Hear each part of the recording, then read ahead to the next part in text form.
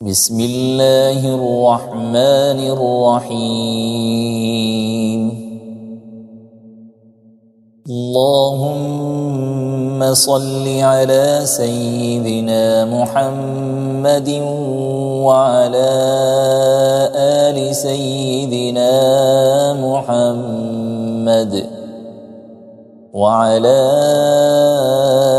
آل سيدنا محمد صلاة تنجينا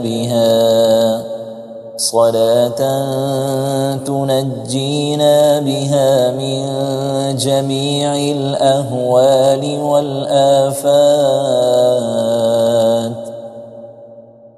وتقضي لنا بها جميع الحاجات، وتطهرنا بها من جميع السيئات، وترفعنا بها عندك أعلى الدرجات،